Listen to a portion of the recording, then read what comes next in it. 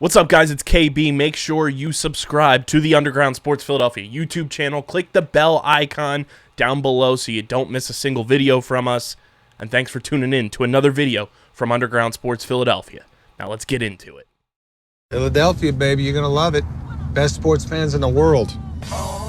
Actually, the worst, but that's what makes them the best. What is going on, OTB Nation, and Happy New Year, everybody. Welcome into episode number 304 of the award-nominated, honorably mentioned, number 9 NCAA ranked, and of course viewable on YouTube, Outside the Box podcast, the official lacrosse podcast on the Underground Sports Philadelphia podcast network. It's KB and DAWG coming at you. A new year, same us. 2024 is here. It's the year of the juice. And DAWG is 4 days into it, and we need to go to the store because he's already run out of juice. Hey, I'm going to be taking a lot of trips to the store this year. I'm going to be running through a lot of juice. But we're going to make it through the year, and 2024 is going to be a good year. I'm there we go. There we go. It's the positive direction we needed there. There we go. He's back on track, everyone. Yeah. And DAWG is on Threads now, too, posting his song of the day. Look at that. Yeah. I haven't posted one yet today, but you had a grand opportunity. I don't know if you did it or not. I could be wrong, but you had a grand opportunity on New Year's Day. I don't even think I was on Threads yet New Year's Day. I think you were. I was, but I don't think I started Song of the Day till the second. Actually. Could have done first of the month. Hey, February 1. There we go. We already know. But no, hey, actually, is that by Black people? What?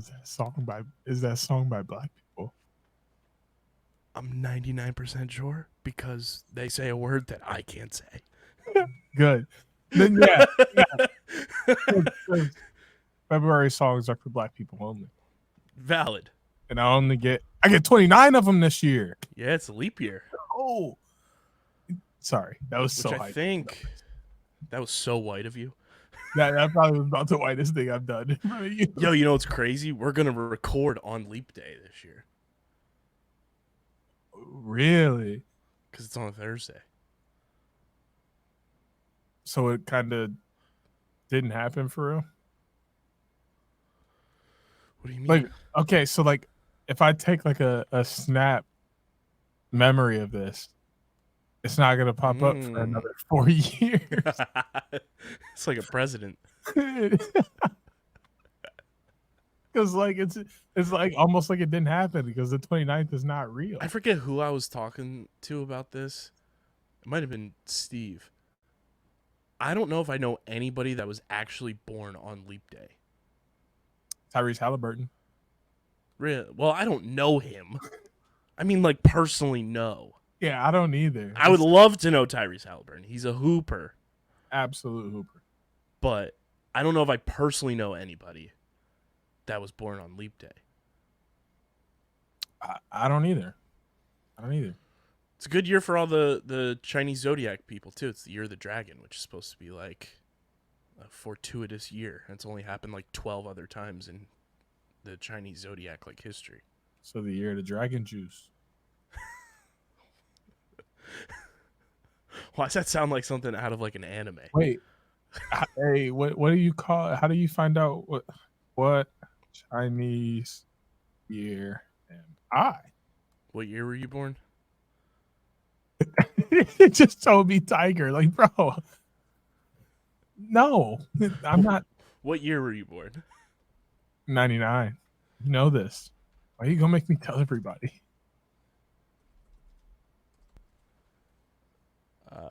You were year of the rabbit. Rabbit.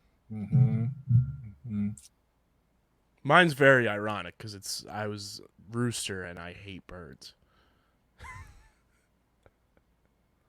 I'm trying to figure out what rabbit. I don't know how I feel about that. Your element is wood. That's ironic because you're a redwoods guy. Yeah, but I hate earthy smells. Season, spring, lacrosse guy. Okay, there we go. Other people that are Year the Rabbit. Ever heard of Lionel Messi? Okay. Ever heard of David Beckham? Okay. Ever heard of Angelina Jolie? Oh, I'm going to be famous. Heard of Albert Einstein, anybody? I'm supposed to be a genius. I knew it. I knew it. It's got something to do with like logical or something. I can tell. This makes so much sense. Element for me for 1993. Metal. Season, autumn. I was born in October. Mm-hmm.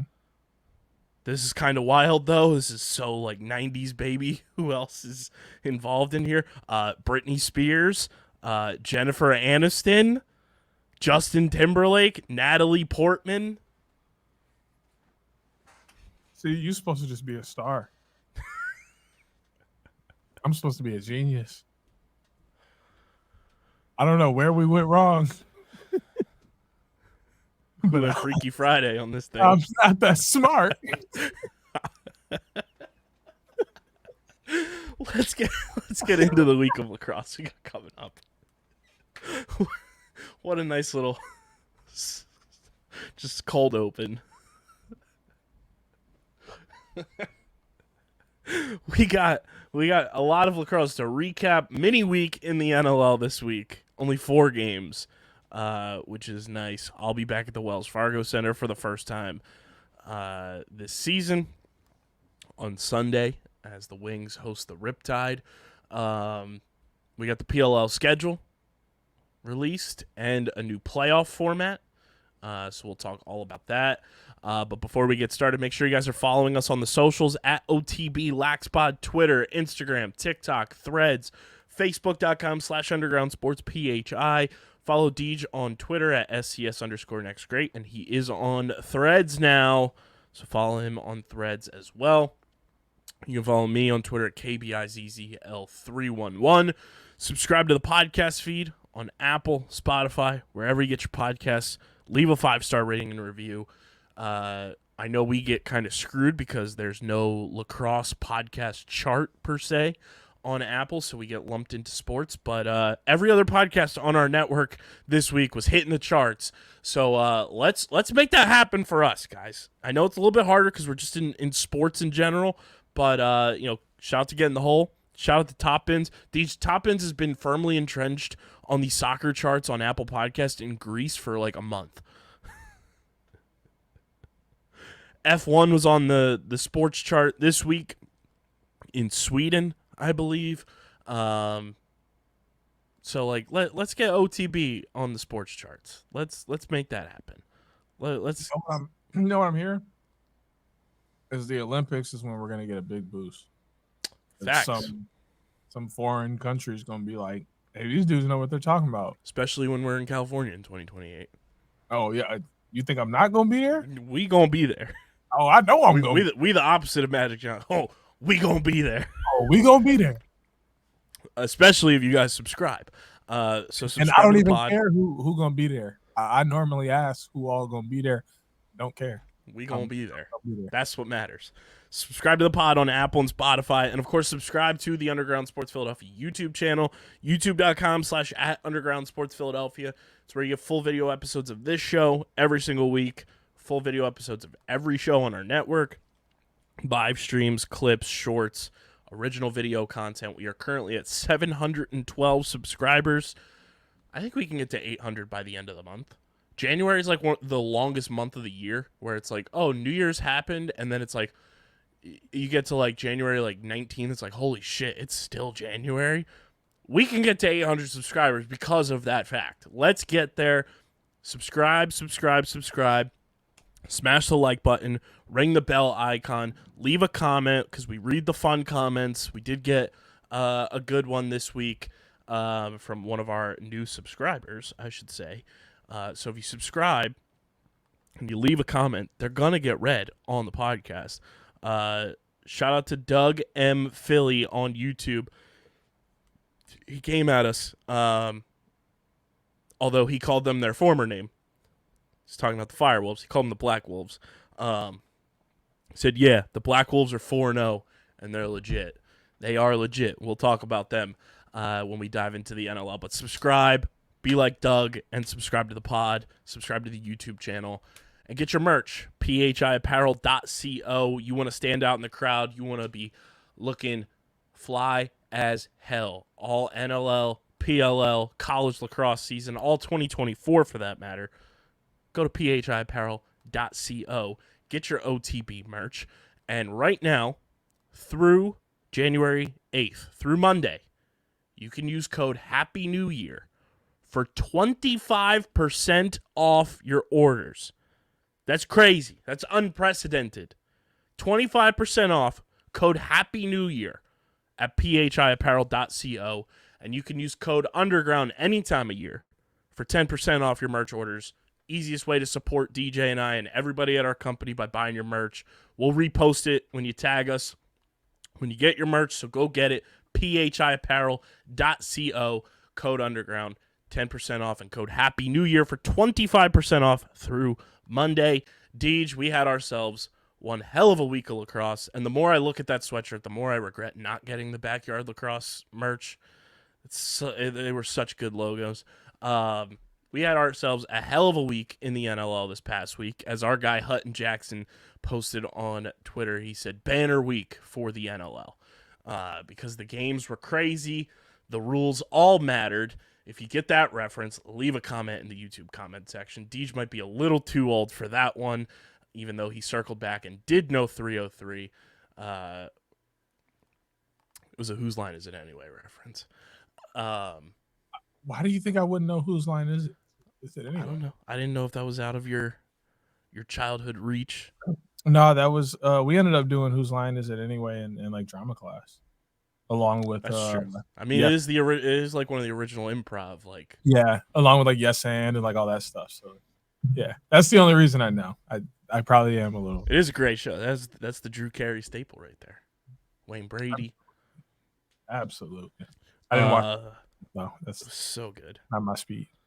So we had quite the week in the NLL. It looked like this. In overtime, Philadelphia Wings, Jack Jasinski, what a dog. Alabama's own. Gets it done for the Wings as they beat Halifax 16-15 in overtime. The Georgia Swarm hold off the defending champs in Buffalo 9-8. Rochester falls to San Diego 17-14. Toronto takes down New York 14-8. Calgary gets their first win of the season against Las Vegas 17-11. Colorado storms all the way back and wins in overtime over the Vancouver Warriors 12-11. And then in overtime, once again, 3 overtime games to end 2023. What a time. The Albany Firewolves get it done in overtime, 11-10. Ethan Walker puts the nail in the coffin in that game, and they take down Saskatchewan. Quite the week. Obviously, the overtime games stand out. The Georgia-Buffalo game being a 1-goal game stands out. San Diego and Rochester pretty much going blow for blow stands out. What stood out to you the most from week 5, Deej? Georgia is going to be that frustrating team this year. Mm-hmm. That will play up to good competition and will play down to not so good competition. So I'm just excited to see them play a team that's like even. Because I want to see like, okay, this team's even with you. Like, how do you actually play lacrosse since you decide to play to your competition? That was like the big, because I was like, where was this, from when as I was watching some of that Georgia game, I was like, where was this, 2 weeks ago when you played Vancouver? Mm-hmm. You did fine in both your games against Colorado, come out and beat the defending champs in Buffalo. So why didn't you win the NLL Cup last year? That's how I'm looking at it at this point. Because those teams are virtually exactly what they put out in the championship last year. So if you're that much better, what's going on? Because they didn't show that against Vancouver whatsoever. Philadelphia storming back was unreal. What a game. That game was, and this is all my Wings like allegiance put to the side. That game was just so fun to watch. Like back and forth, clawing back. Halifax takes the lead. Boom. Wings try to go and answer, and they answer. From like second quarter on, that game was unbelievable. I don't know what it is about Halifax, but they always have these high-scoring overtime games at their barn. Yeah, all the time. And it's just exciting. That's probably what keeps people going back. Like you're on the Facts there because like you don't know what's going to happen. And most of the time Halifax comes out on top. So that's always good for them. And then the Rochester San Diego game was everything everyone thought it was going to be, except a lot of people had Rochester winning, including us, and that wasn't necessarily the case.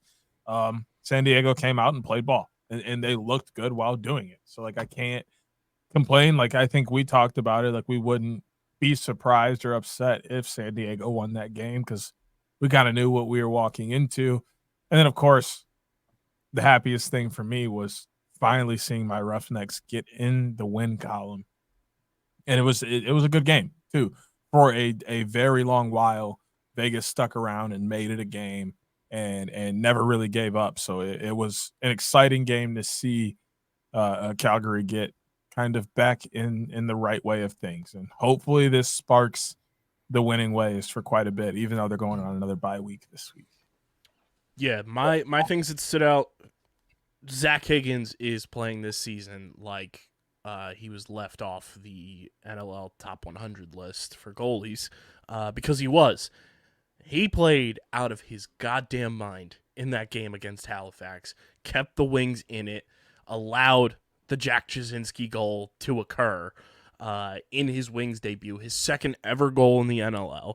And I think that game too, on top of, shout out to friend of the program, Joe Resetarits, all-time leading point scorer for an American-born NLL player, passes Casey Powell, who quote tweeted our clip of the point happening. Shout out to Joey Rez. What an absolute beast of a human he is. Just that's a feat that like felt like one of those things that would never be broken. And then Joey Rez goes out there and is all-time point scorer by an American-born NLL player now. So shout out to him, and that's a friend of the program for you, baby. He was great. Mitch Jones was fantastic, but I think the thing that stands out to me from that game is not only is it a season-altering game for the Wings, because the difference between 2-2 and 1-3 in a unified standings at this point in the season is drastic, but it also shows that you can win without your guys that you're missing. Wings missing Blaze Reardon, Holden Catoni in this one, like they were against Albany, but you lose by 5 at home without them.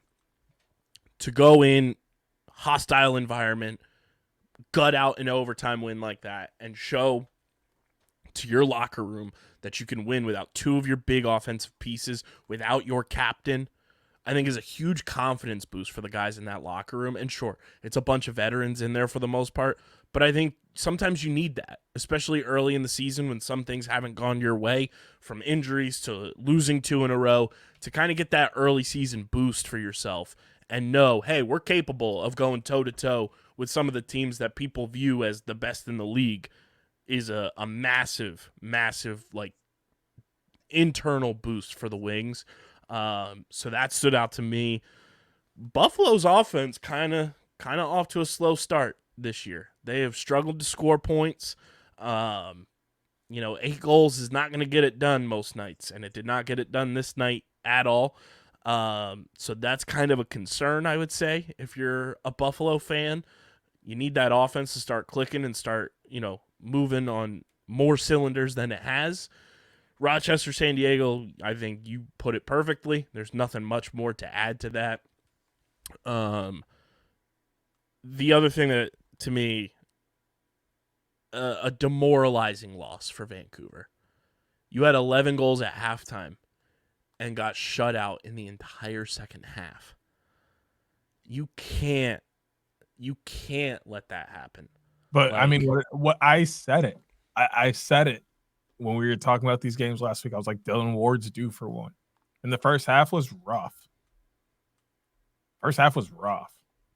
And then they came out and they played ball in the second. I almost feel like he got pulled.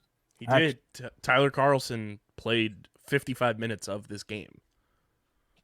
Dylan Ward played for 8 minutes and 42 seconds. Is Dylan Ward done in the NLL? No. For whatever reason, Dylan Ward. Why, bro? Why you shut me down that fast? Well, I think for whatever reason, Dylan Ward just like struggles early against Vancouver in his career. I mean, I was just trying to get one off. we can't be talking about friends of the pod like that. I mean, he should know it's a joke, engagement joke. I just want everybody to be like, dude, are you stupid? Because we got enough of those on Lacrosse Twitter. We don't need to add you to that mix. Yeah, you're right. You're better than that. Come on, Albert Einstein.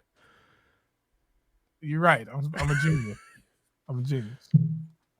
But, I mean, Tyler Carlson, what a performance. Only allowed 6 goals the entire game, 27 saves, a second half shutout. Like, that's crazy to, like, especially in the NLL, to have 1 quarter of play be a shutout is like a feat that, like, hey, hats off to our goalie, hats off to our defense. Like, you guys came to play in that quarter. You're the dragon. But you're not a lizard. You don't do that tongue thing. Name that reference in the YouTube comment section. That was an intrusive thought that let itself out. Wholeheartedly. You look like SpongeBob when he was trying Gary's food. Bro, I'm going to be honest. I'm drinking Powerade. I just wanted to know if my tongue was blue.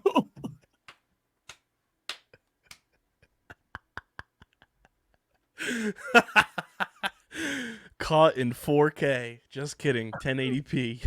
Man, bro. Caught me hard. Oh, man, that's amazing. But, I mean, for, like I was saying, like, Tyler Carlson, like, you talk about 1 quarter in the NLL and your goalie and your defense getting the shutout in 1 quarter. That's like, yo, hats off to you.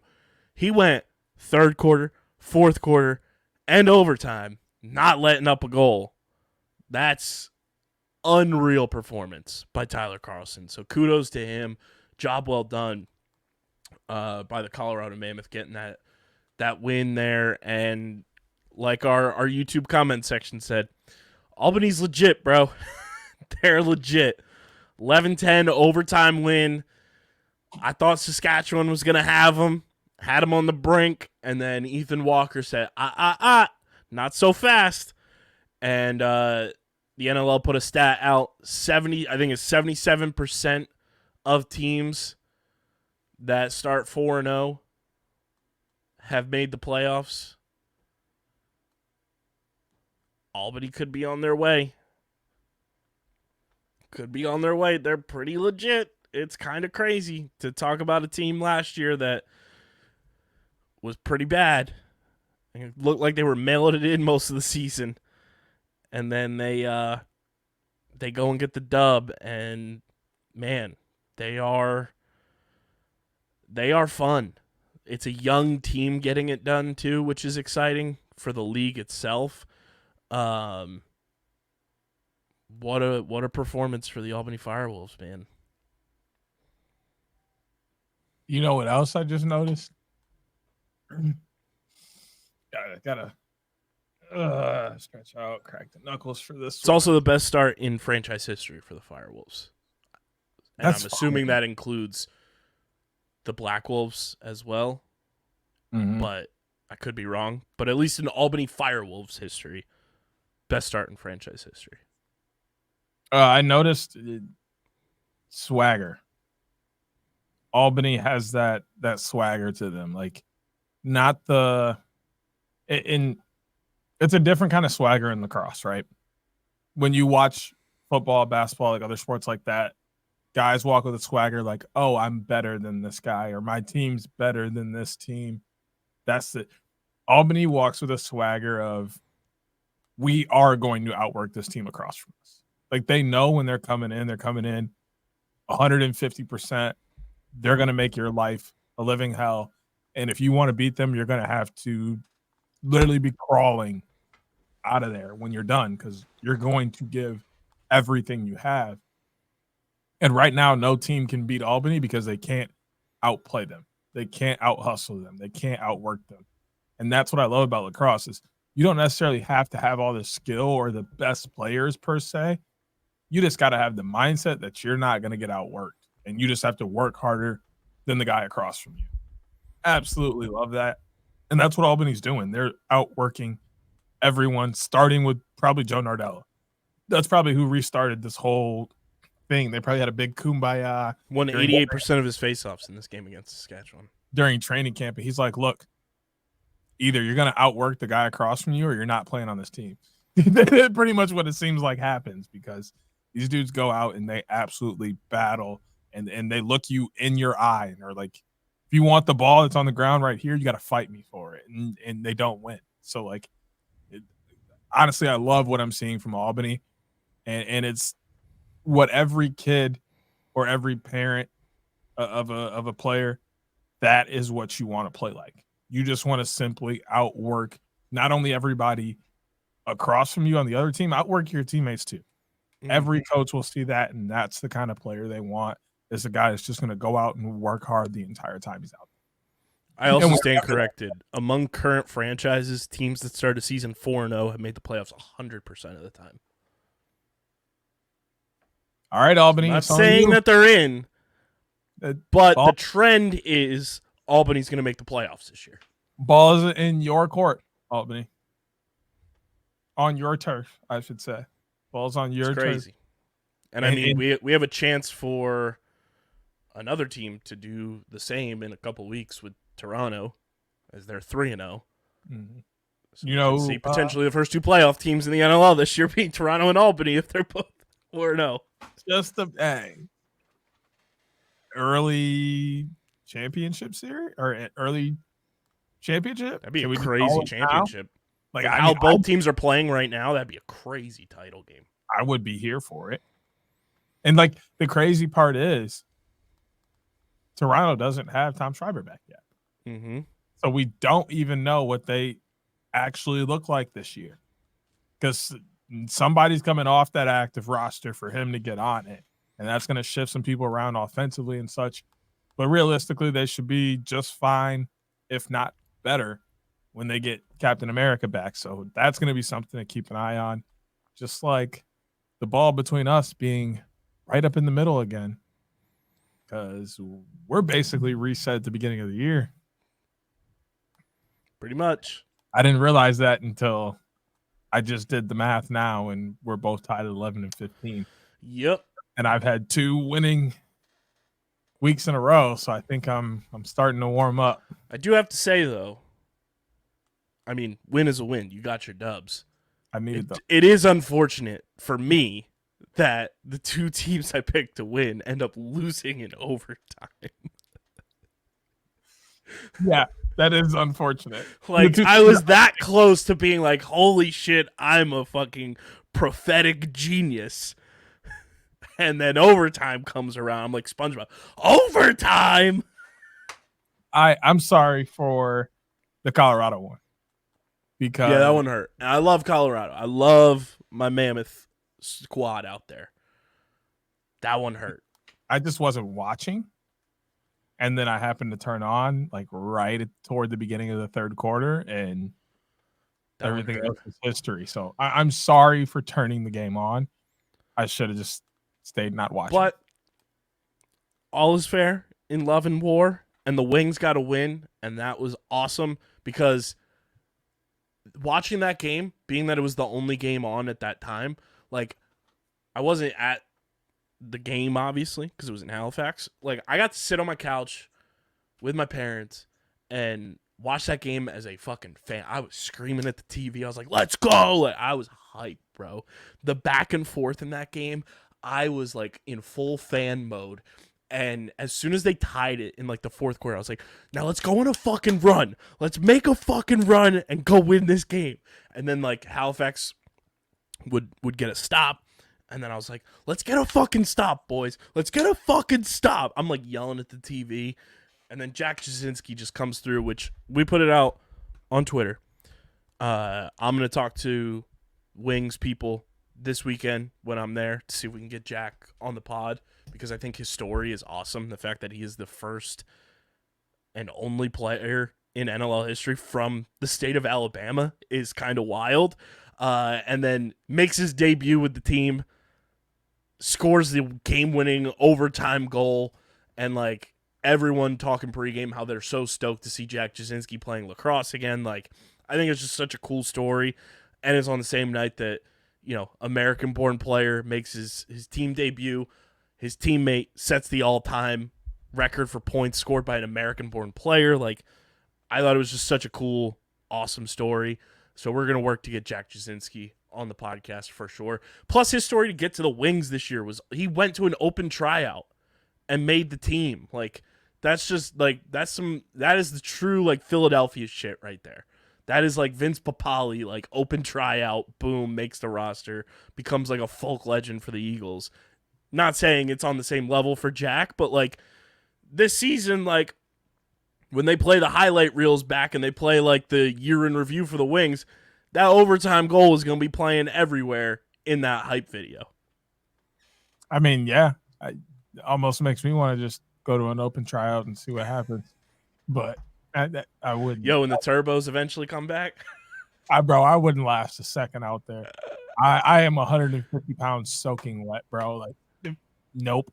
But I think the difference for you, as opposed to some of the guys that are like lighter players in terms of weight, like you have the height to be able to go like blow for blow and like use your body to your advantage there. Where like a lot of like the players that like we think would be good in the NLL, like we talk about how like a few years ago, like when he was coming out, like Ryder Garnsey gets drafted by the Bandits, Grant Amen gets drafted by Albany, Michael Sowers gets drafted by Albany. Like they don't have the height to be able to last in the NLL.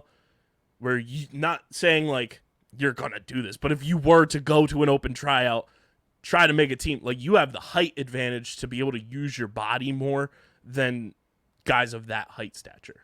I just might have to. You could pick up a shorty. If the people get us to 1,000 subscribers by my birthday, I would go to an NLL open tryout.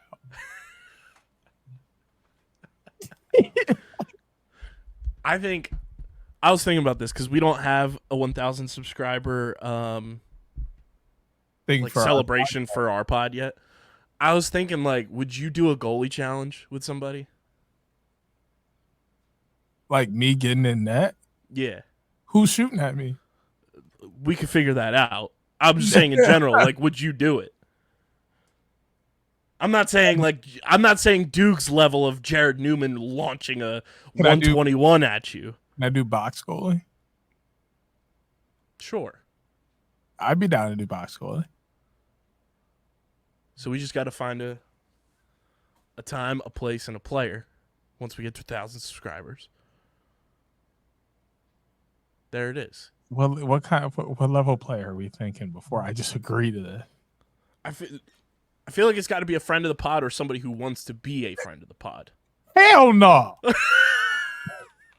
What is wrong with you? Again, I'm not saying Jared Newman's launching at you. Do you want to shoot at me? I'll do that. Bro, I wouldn't even score on you. That's the point. I'm okay with you hitting me. What's the fun in that? Oh. I'm giving you box goalie pads. Okay, have you ever seen a box goalie get hurt? Because they do. Yeah, I saw Zach Higgins get a ball stuck in his cage. And you think it's just safe?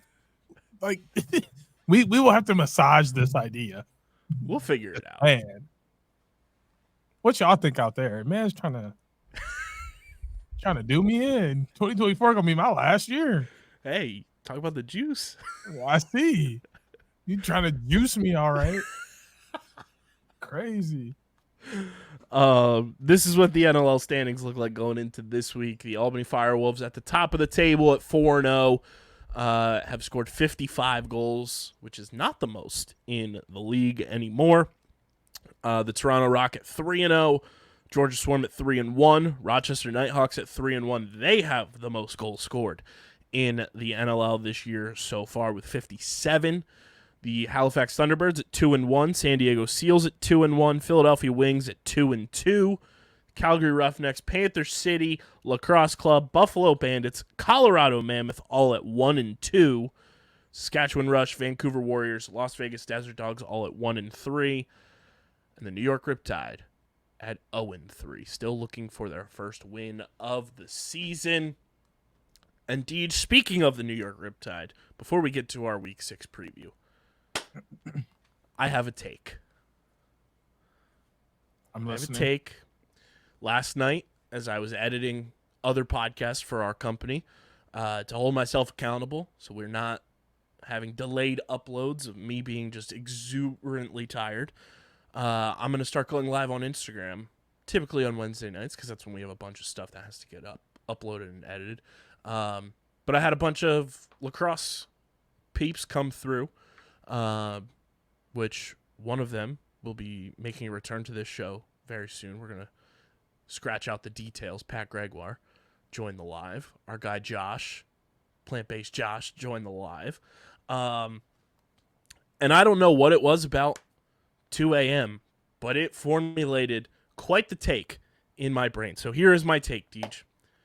As I mentioned, the New York Riptide, face of the franchise is Jeff Teat. He's also arguably face of the franchise along with Trevor Baptiste of the New York Atlas. Jeff Teat is the Mike Trout of lacrosse. Both guys, Mike Trout, blue chip, can't miss prospect, coming out of high school, gets drafted, first round, Major League Baseball draft, has turned into generational talent, arguably one of the best baseball players of all time. Jeff Teat, can't miss, blue chip player coming out of college, so much so that Andy Towers took a gamble in the 2020 PLL draft and drafted him in the second round, not knowing whether or not he was going to go back to college or not. Atlas take him number 1 overall, one of 3 players to be drafted number 1 overall in both the NLL and PLL/MLL. Jeff Teat, arguably one of the best players on the planet right now in his young career. What's something that Jeff Teat and Mike Trout have in common? In their professional careers, Deech, they've made the playoffs 1 time. Have not had postseason success. Granted, it is a team sport, but a lot of that gets weighed, and it's like, oh, Mike Trout can't get it done in the playoffs. Mike Trout can't even make the playoffs. Jeff Teat, with the New York Riptide and now the New York Atlas, the Atlas have made the playoffs 1 time, got bounced early. I don't think we're too far away from seeing like how we saw the Mike Trout Shohei Ohtani tweets where it's like they've done all these phenomenal things in a game and then the Angels lose 3-2. With seeing that with Jeff Teat. Jeff Teat's putting up numbers. He's scoring these highlight reel goals, having unbelievable assist numbers. He's hitting milestones in his career. But is he being held back because of just the situations he's in? I think Jeff Teat is the Mike Trout of lacrosse.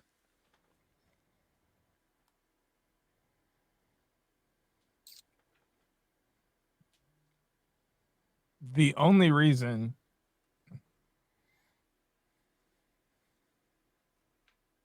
I say not yet is because Jeff Teat can decide where he wants to go. Like with baseball, when you're a good player, you get looped into these contracts that last forever and make you a bunch of money, and it makes sense. Teat's not quite in that same position.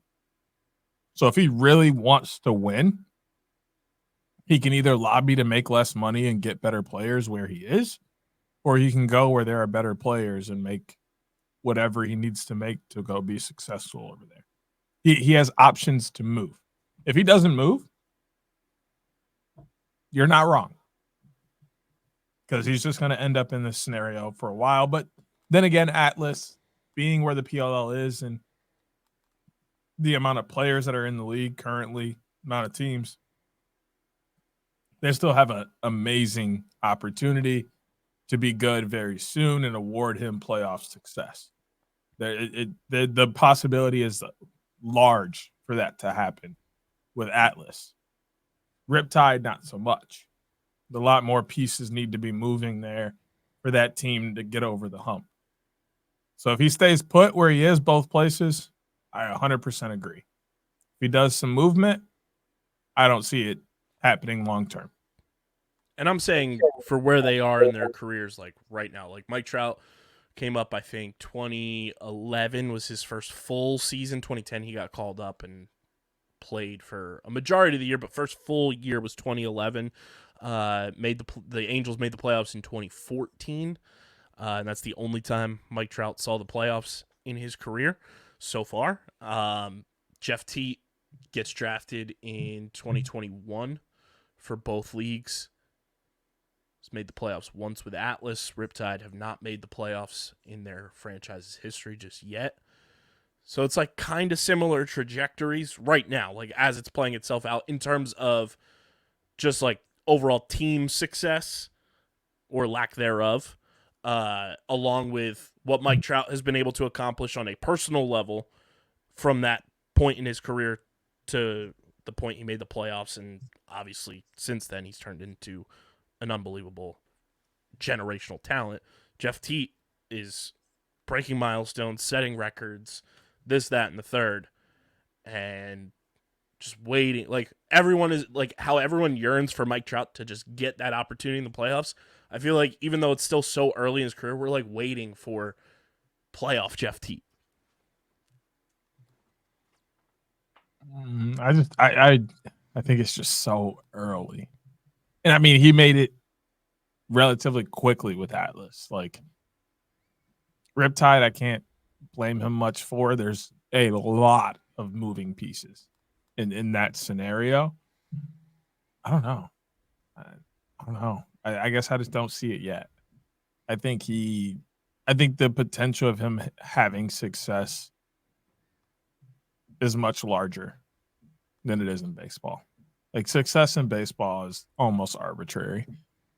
But like in lacrosse, it's easy. Go out and beat the guy next to you, literally. Like, so he's having a lot of individual success, but I think Atlas is purely just a few pieces away from at least winning a playoff game. We shall see. But I mean, the comparison is there. Both of them have elite personal successes, and then the teams just haven't had the overall successes to elevate them. It's just too early to throw that out. Like Mike Trout has been around, like you said, for like 13 years now in the MLB, and like just hasn't done anything. He's been around pro for not even 3 full years yet. Like we got to give him time. Well, Trout personally has done everything imaginable. It's just the Angels is a franchise. I'm saying the playoff success isn't there. But after 14 years, you should have some kind of playoff success. Teat's been in for not even 3 full. Like, I feel like we're not even just us, just the lacrosse community in general is like over pushing like the level of success that he should be at. Like, we all kind of have an idea of like where he should be, and it's like, well, I think we know the like personal levels of success that he has because he's displayed it. It's like, holy shit, like Jeff Teat's fucking awesome. And it's just like, can his teams get in the playoffs so that he can do it on an even grander stage so that we can appreciate his greatness that much more? Because I think if you ask any lacrosse fan, it's like everyone's a Jeff Teat appreciator. Like, we, as a collective, can all come together and say Jeff Teat is a marvel. No pun intended, being that he's a super comic book fan. But we want to see him, like, we all collect. We're like those grandparents that want to see our grandbaby succeed, and we want to see Jeff Teat like do what he does at a level that is the postseason, where in any sport the postseason means that much more, and see Jeff Teat have an opportunity to play for a championship. I just don't want to see that taint his career, because like Lacrosse has done a very good job so far at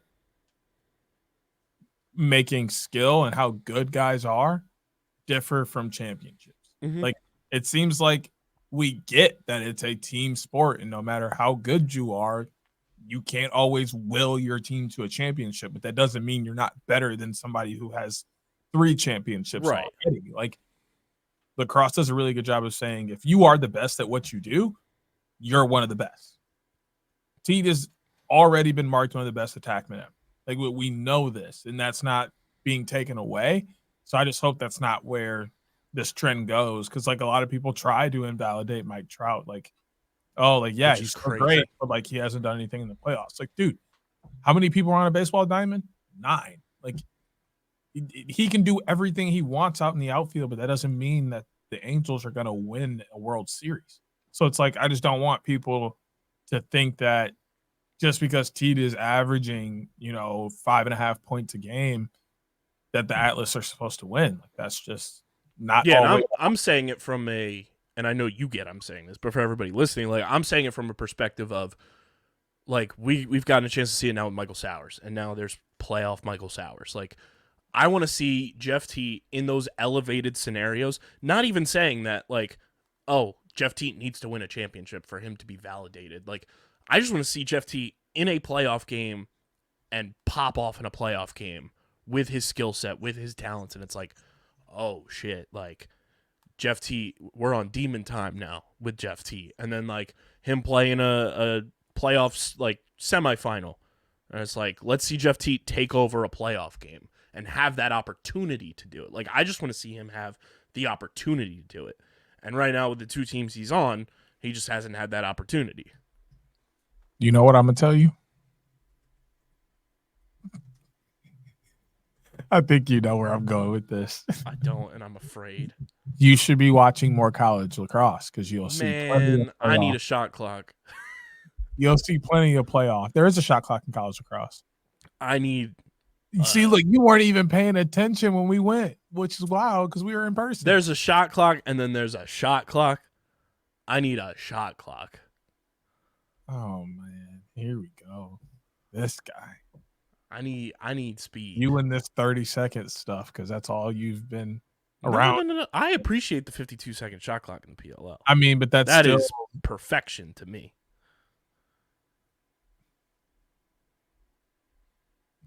You say so. Oh, I having watched MLL games in the bubble, man, I felt like I was in quicksand. That right there is what you don't want. I was in quicksand. At least we had they have a shot clock, so it's okay. Need to nah, bro, that's the perfect amount of time, dog. That's the perfect amount of time. The most they could do is bump it down to 60. Yeah, that's what I've been clamoring for. And then resets go to like 30 or 40. Yeah. That's what I've always said to you about college. I need it to be closer to the pro level of the game. But then again, the thing I don't like about that is those college levels, those college rules also have to apply to D2, D3, subsequent levels. And we would have gotten destroyed trying to sub with that amount and run a full offense in that amount of time, man. You know what I got to say? Oh my God, man. Get better? Fine. Get your weight up. See, actually, you should let me shoot on you. How about we do that for Hell no. See, that's assault. You don't like that idea, do you? That's assault. I'm a civilian. Oh, get out of here. This is crazy. Yeah, like Jeff Teat, it's very funny in terms of playoff games in their careers. Like Mike Trout played in a series, So I think he played in 3 because it was a 3 out of 5 at the time. Jeff Teat's played in 4 postseason games. It's like almost eerily similar in terms of like amount of experience in the playoffs he's gotten. That's wild. So yeah, one more time. Got to go one more time, and he's already better than Trout. I like that.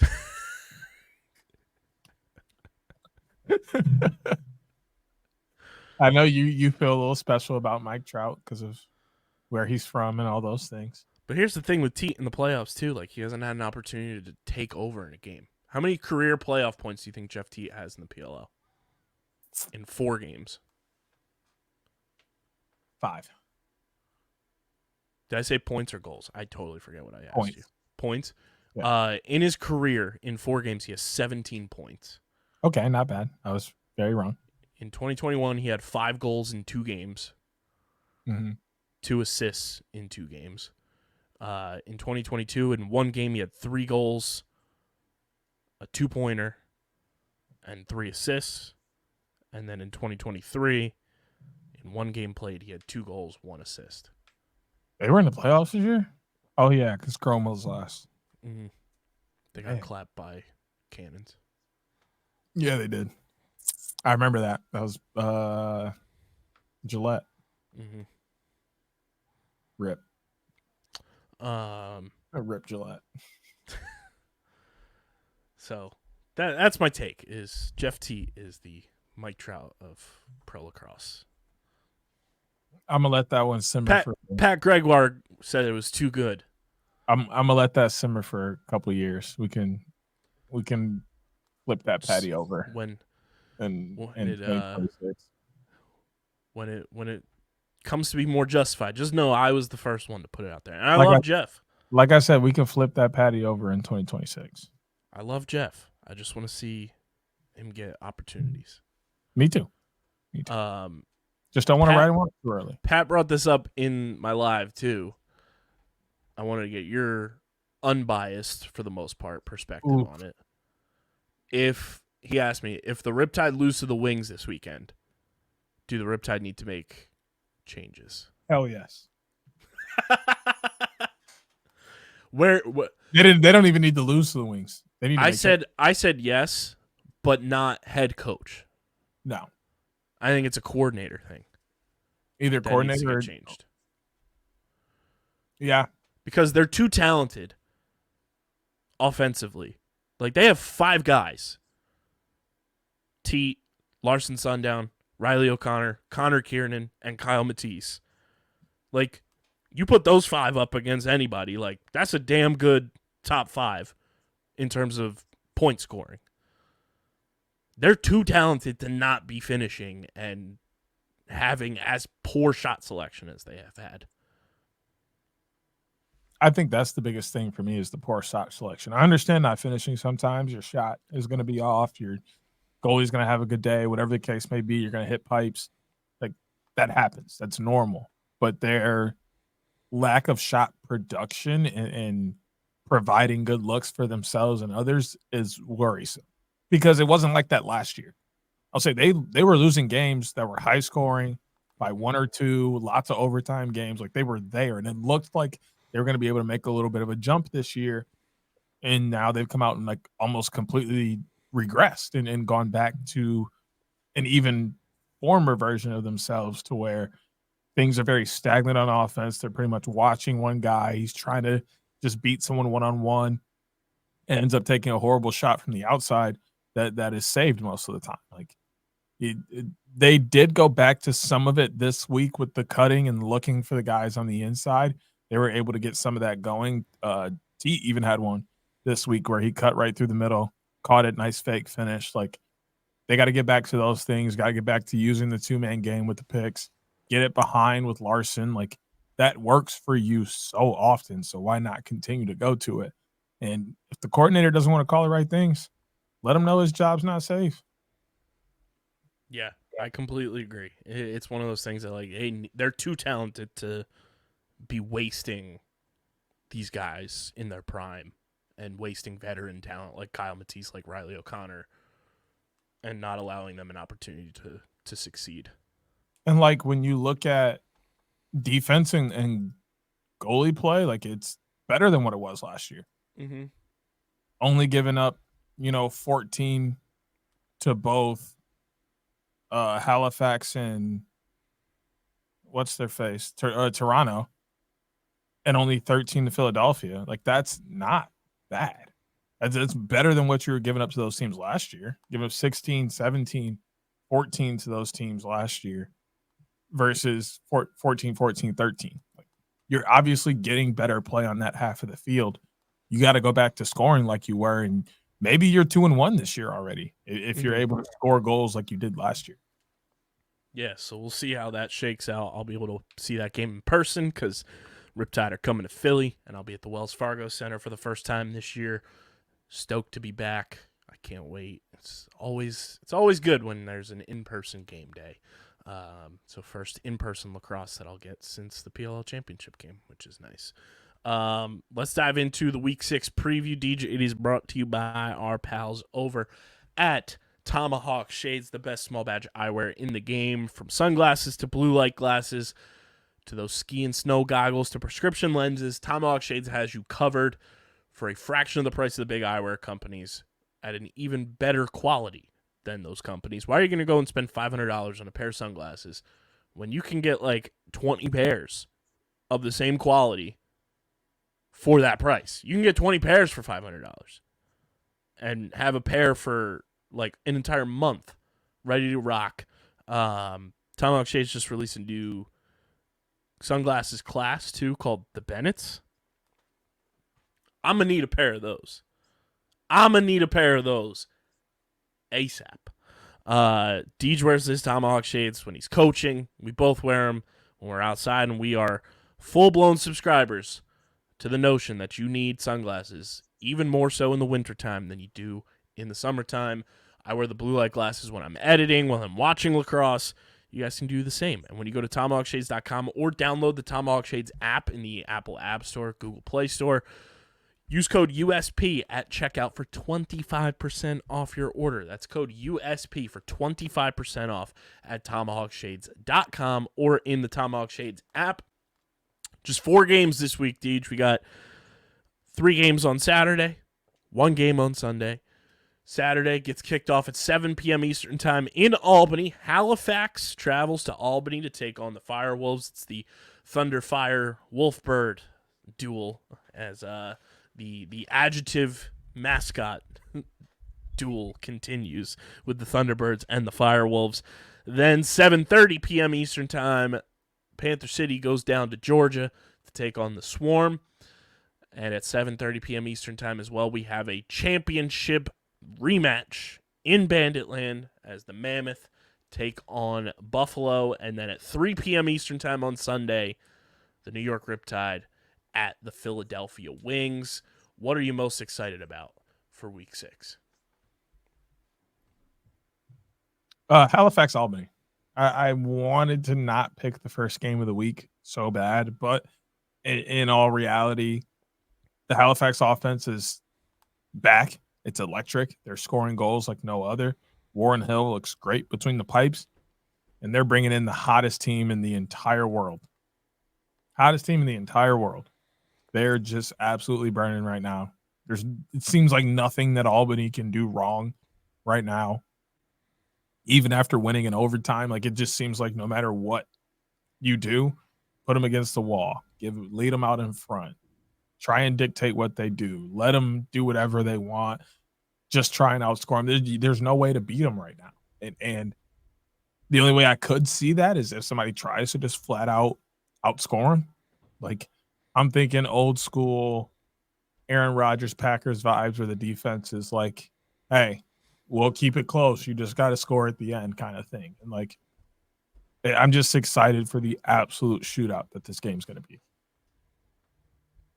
Yeah, I'm stoked about that game for sure. I think that is arguably game of the week in terms of just what the offensive production could and should be in that one. I'm excited for the championship rematch to happen this early in the season. Banditland is going to be rocking.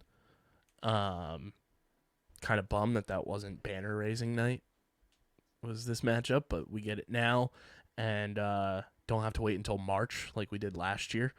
I think that's going to be a huge game for both teams. So it's going to be high stakes. It's going to feel like a playoff game with the situation that both teams are in right now, both at 1-2 on the year. So you can either improve to 2-2 or you're going to fall to 1-3, and you don't want to be 1-3 at this point in the season.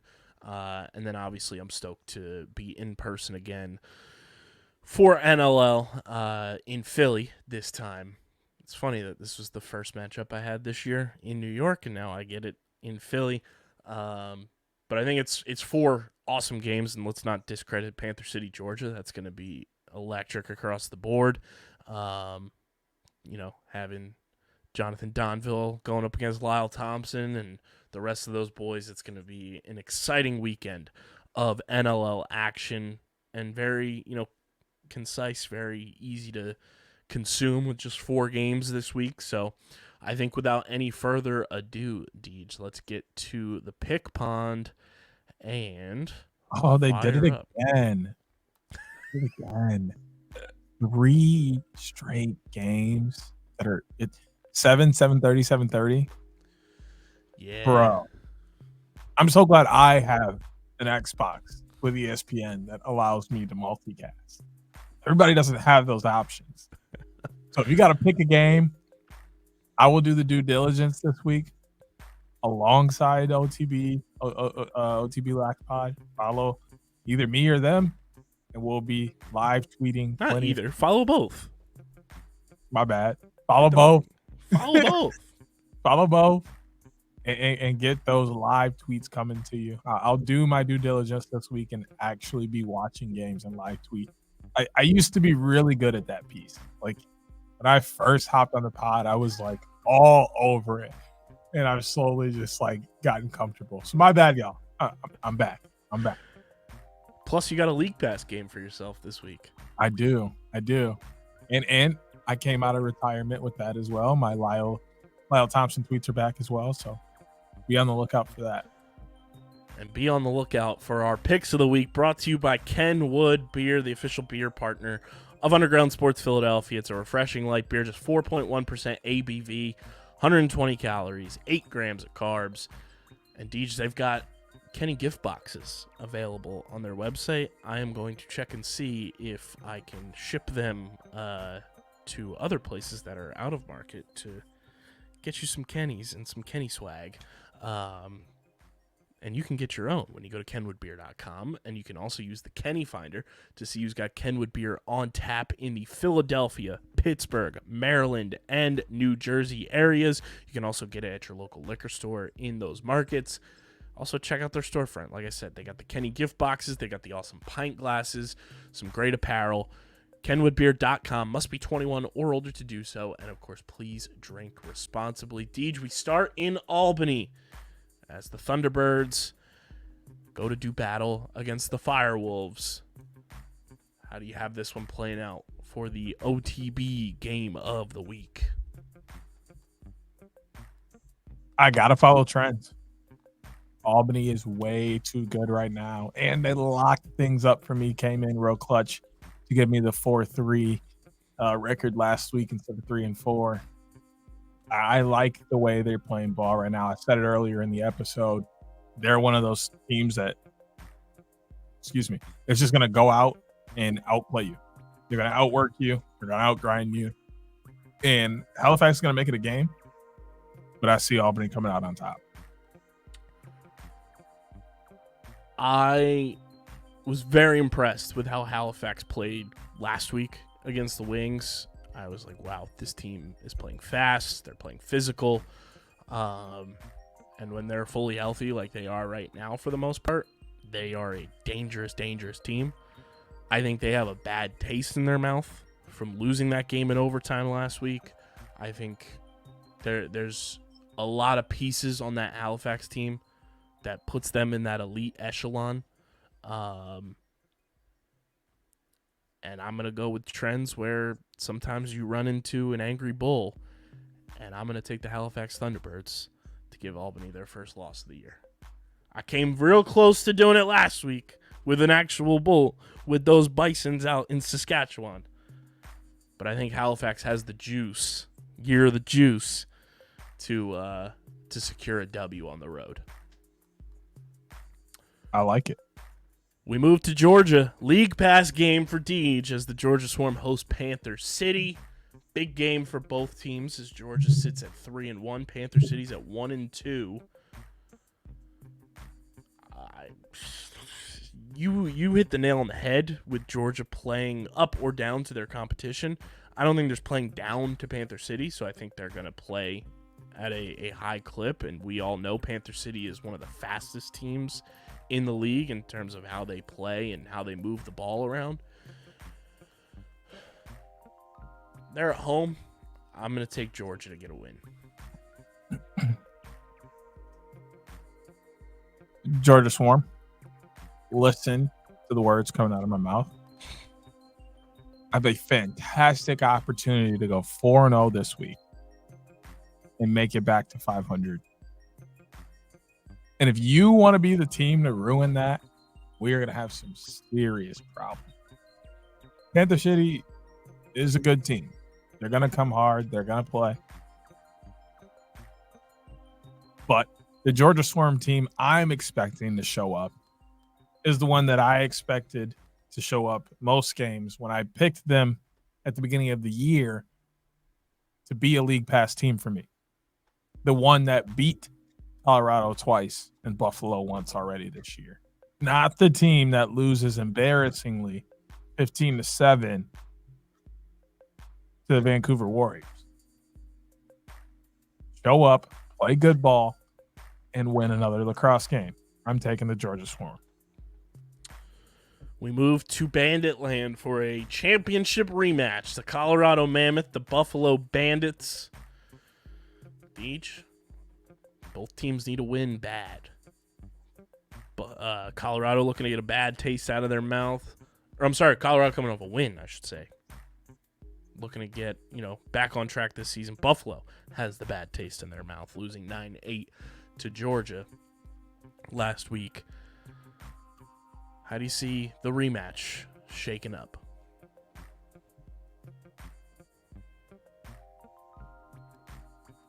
The biggest thing here,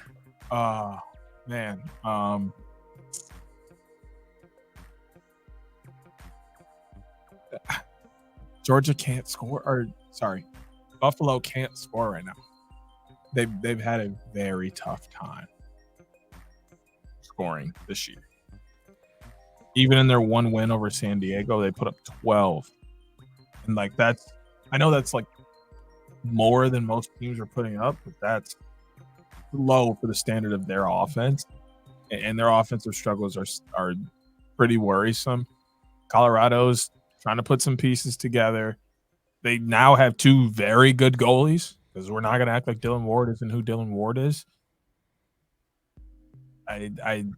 The biggest thing is I trust their offense more than Buffalo's right now, so I got to take Colorado. I'm with you. I agree on a lot of the things you said there. But I think being at home plays a factor.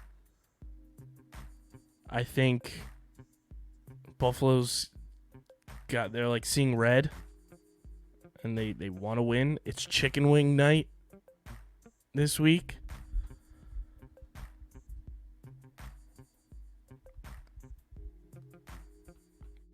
I'm going with the Bandits. Going with the Bandits to get a win. I think they need it. Not that Colorado doesn't. But I think being at home, having that home crowd behind them when they're struggling is a boost. And I think they're going to find a way to get it done against Colorado and get a win this weekend. Then we move to Sunday.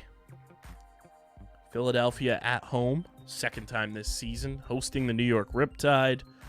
You already know where I'm going. Give me the Wingies to get a big-time win at home on Sunday at the Wells Fargo Center.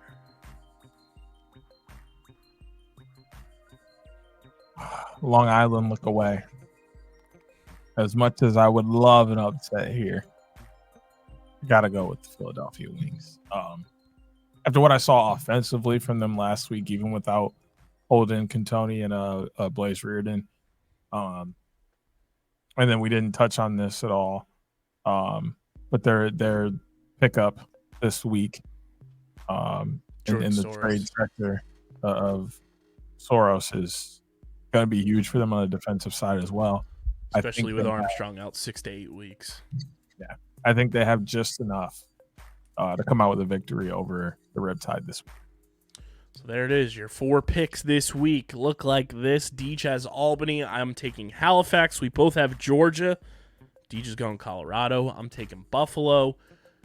And we both have the Philadelphia Wings taking it home on Sunday. And those are your NLL Week 6 Beer Money Picks of the Week, brought to you by Kenwood Beer.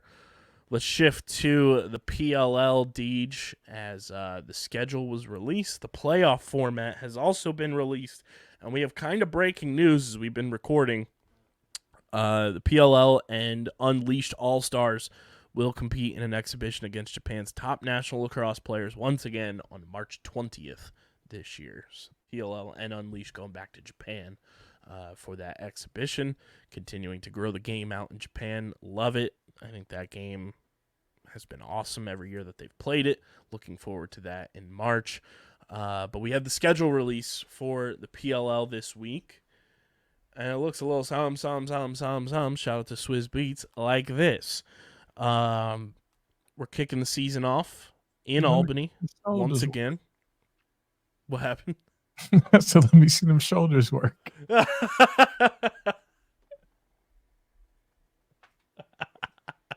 It was a little delayed, but I was like, hold on. I know where that's from. That was good. That was good. Well done. Oh, the schedule has the updated like logos and everything on it.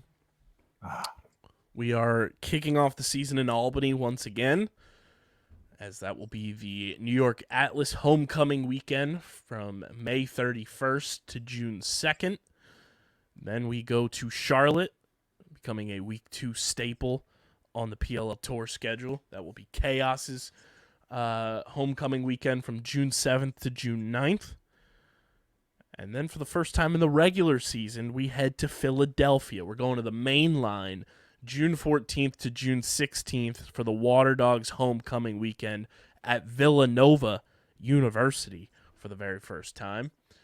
And then we have our first neutral site game of the season in Minneapolis from June 28th to June 30th. And then the last game before All-Star will be in Boston at Harvard, 4th of July weekend, July 5th to the 7th, which will be the Cannons homecoming weekend. And then we head to the All-Star break, going back to Louisville, Kentucky for the All-Star game, East versus West, which is going to be very exciting. I'm super stoked for that. And then after the All-Star game, we have our second neutral site game of the season back at Fairfield University in Connecticut from July 19th to July 21st. Now we're going to California, San Diego to be exact, for the Redwoods homecoming weekend, July 26th to the 28th. And then we go to historic Homewood Field, August 2nd to August 4th for the Whipsnakes homecoming weekend. And then August 9th to August 11th, what up, Peter Barton? What up, Denver? The Denver Outlaws homecoming weekend going down August 9th to the 11th. And then we wrap up in Salt Lake City at Zion's Bank from August 16th to the 18th for the 2023 PLL champions, the Archers, the Utah Archers homecoming weekend. That's your regular season schedule for the 2024 PLL season. Deej, your thoughts on the schedule? I'm going to cry if I can't make it to Philly because I'm coaching. It's a very real possibility. I would love to make it to Charlotte this year. There's a very real possibility I end up in Louisville. Like I looked it up last year. It's a simple 5-hour drive from my house. So that is within driving distance. We need Mike Rabel and Paul Rabel to have the boys out at an All-Star weekend. Yeah, everybody else making it out to an All-Star weekend. Why We need OTB on site in Louisville, man. Why we ain't made it yet? Why we ain't been no guests? I'm trying to hold up a 10 for the fastest shot. It's something, bro. Something. Because, like, why we ain't made it there yet? I just not patience. 2024 year of the juice. Year of the juice. It's our year. You heard it. You heard it, Mike. You heard it, Mike. It's our year. But whether we make it there by them or not, I will most likely be there. Low key would love San Diego. I've never touched foot in California, so it would be nice to go to California. I may do that myself. You know what this smile's for. What up, Jimmy? What up, Jimmy? Because that event that we do here, we apparently aren't making that much money off of it. So we decided to take a hiatus / sell the event. So I do not have to work that event this year. I'm going to Baltimore. The J, the I, the M, the M, the Y. It's Jimmy. Let's go. Dog, I am lit. I'm so excited for a crab cake burger or something. And I mean, we talked about a possible OTB Mirage out in Denver and in outlaw country. That beautiful outlaw country. Let's ride. So I'm not opposed to that. Gotta subscribe, and we need some sponsors to hit the boys up. And I didn't think I had to say this, but I will most likely be in Albany for opening week because that's pretty much. And Deej will 100% by invite of the mayor themselves will be at Salt Lake City and returning to his favorite city on earth, Utah. Who? Because it ain't me. I ain't gonna make it there, big dog. I'm interested to see where playoffs are, though. Do they go back to some of these home cities for playoffs? Do they go to some new markets they're trying to test?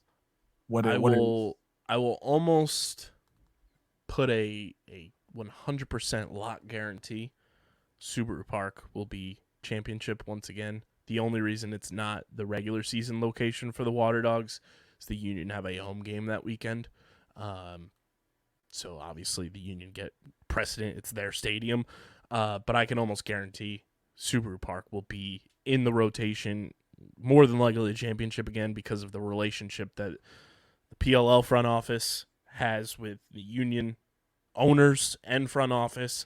It's one of the best relationships the PLL has in terms of another city's like ownership group. It's top of the line, so I can almost guarantee that. And I would almost guarantee Long Island's going to be playoffs again. Okay. Where's the last one? That's a good question. That could be a test market. That could be Gillette again. Obviously, to the Midwest to get that relationship still there. Obviously, with Robert Kraft and Bill Belichick being investors in the league. I will cry. I will cry if I have to spend another birthday in Boston. I will cry. Genuinely, I wouldn't hate going back to Columbus.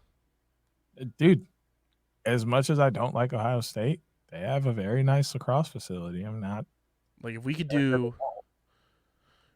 Long Island quarterfinals, Columbus semifinals, since it would be less teams and it's a smaller venue. I say Philly championship. Like perfect. I'd be all for that. Might have to run this by the team and see what they got to say. We got big dogs. We got some good ideas. We're putting together a team. Could you imagine? Did you see that tweet? No. Said I'm assembling a team. Nick Fury quote, obviously, for all the Marvel heads out there. And it was Pop-Tart mascot, Gritty, Left Shark, And the Duke's Mayo Bowl mascot. What about the Cheez-It? Somebody said the person saying this quote and quote tweeted it with the Cheez-It mascot. There we go. The whole gang's here. I just found it hilarious that Gritty was in the mix. That is hilarious. The Fanatic has to find their way in there as well as an iconic mascot. That's a pretty iconic mascot. But man, that was so funny. Shout out to the Pop-Tart mascot. Shout out to Pop-Tarts in general. No free ads, but that is hilarious. Yeah, I mean, I can put a lock that Albany, I'll be there. Philly, I'll be there 2 of the days. I have a wedding on the 14th, so depending on what time said wedding is and what time said game or games are on the 14th will determine my availability for that day. Boston's very iffy for me this year just because of the weekend that it is, being that it's 4th of July weekend. We'll see how things play out. Louisville interests me. I would love to be at All-Star Weekend. Louisville seems like a fun-ass city, too, to visit. I've never been, so that could be in the works, potentially. Fairfield, I'll be there. That's a staple for me. Got to hit up Sally's once again. Shout out to them. Baltimore, I will be there. And then Denver.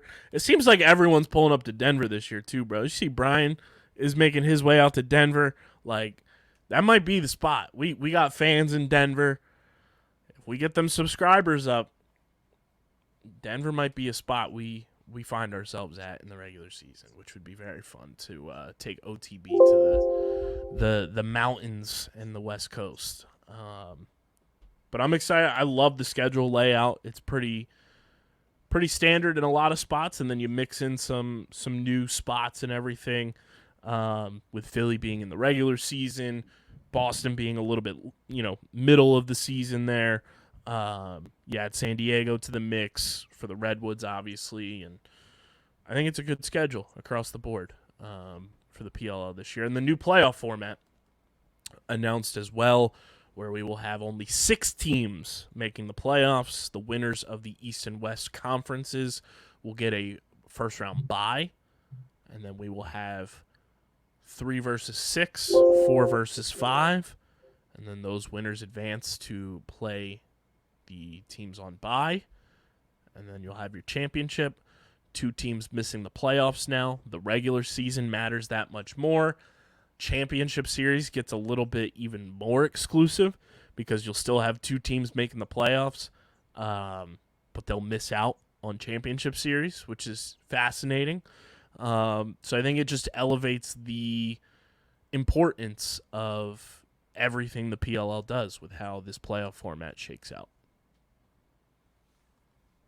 I personally love this playoff format. I think it makes the regular season mean a little bit more. Like before, like 7 teams getting in was like, yeah, we're seeing more teams in the playoffs and like that piece, but like it almost doesn't matter. Like a team getting in with 1 or 2 wins is like not good for the league. Like we need teams to be competing at a high level, winning a lot of games, and like being forced like in or out of the playoffs.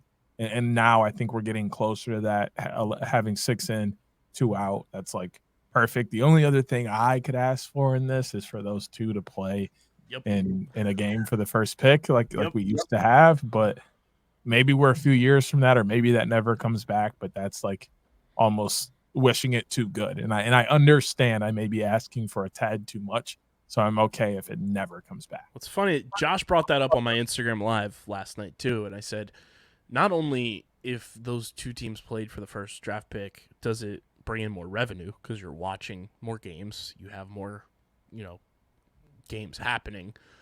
Those teams, fans, stay invested. If you have, just as an example, like Atlas playing the Outlaws for the number 1 pick, you're going to have Atlas fans and Outlaws fans engaged, watching, rooting for their team to win a game to get the number 1 overall pick and have a shot at the top blue chip prospect coming out of college that year. Like you'll have that engagement from teams that aren't in the playoffs while you have 6 other teams fighting for a championship possibility, and then the entire league stays engaged, and you're not having two teams' fandoms drop out once the regular season comes to an end. And I think I like the thing too, like if they played for it, they play on championship day, like they did in year one. That's the appetizer to the championship game. You have the draft pick game at noon, and then you have championship game at 4 or something like that, and let it all shake out and have some fun with that, or like 11 a.m. and 3 p.m. Like, I think that's something that should be explored, just to keep the engagement of every team going for the entire season. Yeah, I think that was like, so I've said that like the last couple of years, that like I feel bad for kids who are like living in those specific areas, and we see it every time we're out at these games. Kids are wearing jerseys of teams that are like nowhere even close to being there, and it's because that's just where they live, and that's the only type of opportunity they got to come to a game, and it sucks their favorite team isn't playing, and it's just kind of like an oh well scenario. Like, if you're having a tour-based model, you need to find a way for as many teams to be there as possible. Like, I missed out my very first time going in 2019 just on 2 teams. Whoever was in that, what was it, Atlas and Archers, I think, that were in that first in the draft pick game. Yeah, they played in the draft pick game, but that year everyone played.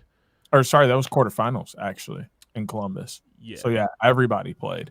I saw everybody. So yeah, like that's fine. And like it was cool because that was the one opportunity I got to go, and I got to see all 6 teams play. 6. Mm-hmm. So like I'm cool with that. That's fine. That's enjoyable. But then as the league started to build on teams, it becomes that situation where some people aren't seeing their favorite team, their favorite players play. They don't have an opportunity at getting those autographs like other kids got at other stadiums simply because of where they live. Like, that's almost not fair, but I get it at the same time. If there's a way to make it to where as many of your teams are in as many of these markets as possible, I think you find a way to do it. Yeah. I'm excited. I'm gassed up, and you have. I was looking at the list the other day because it's available on the website now. If you go to the PLL website, DAWG, you can look at the free agency tracker. What? Yes, sir. That's next level stuff. Tab down. The free agency tracker is live once again in the ... section of the website, and I love looking at those things. I do it with baseball all the time, and it's a very similar type of thing with the PLL free agency tracker. So I am stoked because we're about 2 months away from PLL free agency opening up, which I can't wait. I can't wait for free agency because I think we've said it a ton, especially once the home cities announcement happened. PLL free agency this year is going to be the most chaotic and insane free agency period we've had in pro lacrosse, because there's going to be geolocation signings, there's going to be geolocation trades, there's going to be a lot of surprises. And DAWG, I'm gonna put this out there. I was thinking about this when I was looking through the list. Now that home cities are locked in, I could see a world where Brian Costabile signs with the Whip Snakes. He's a Maryland kid. He's from Maryland.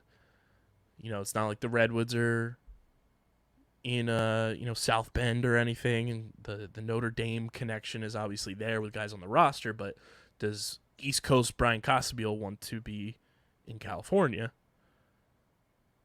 He could go back home and play for the Whips.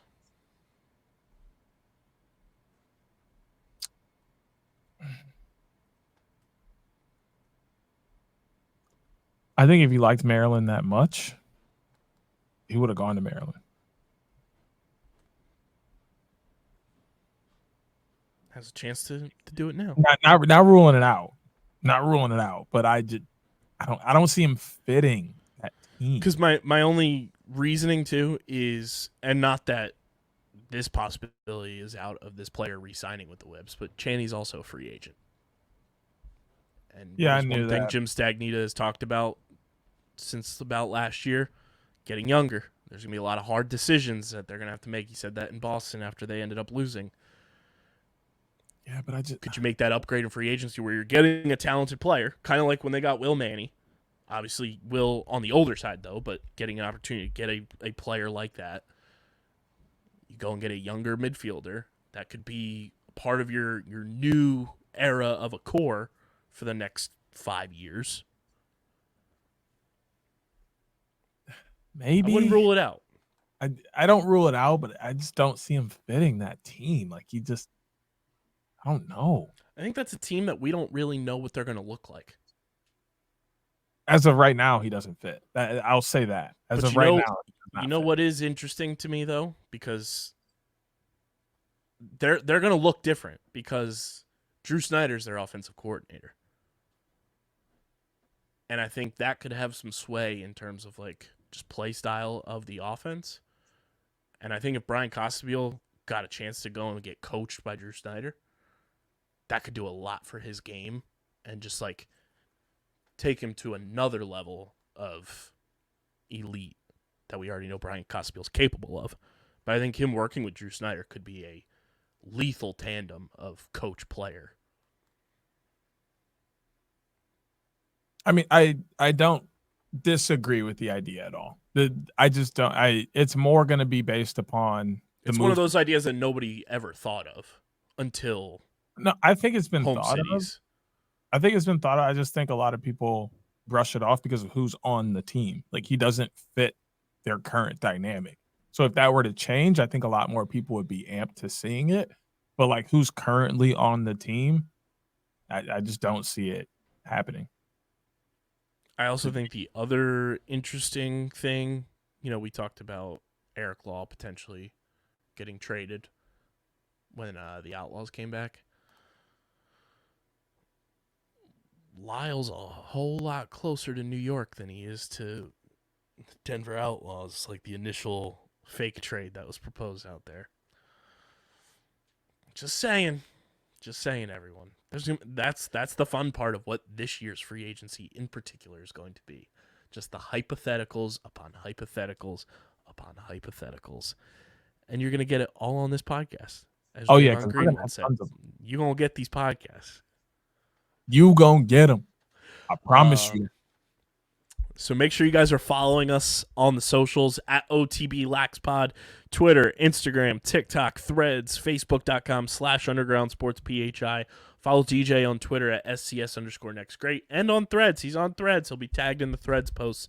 So follow him there. You can follow me on Twitter at KBIZZL311. You can follow me on Threads as well. And make sure you guys are subscribed to the podcast feed on Apple, Spotify, or wherever you get your podcast. Leave a 5-star rating and review. Help the show continue to grow. Let's take 2024 to another level. It's the year of the juice, baby. So go subscribe and give us that juice. And subscribe to the YouTube channel, youtube.com/@UndergroundSportsPhiladelphia. Let's get to 800 subscribers before the end of January. Let's get that juice rolling into Juice January, baby. Let's go. Let's rock and roll. Get to 800 subscribers before the end of January.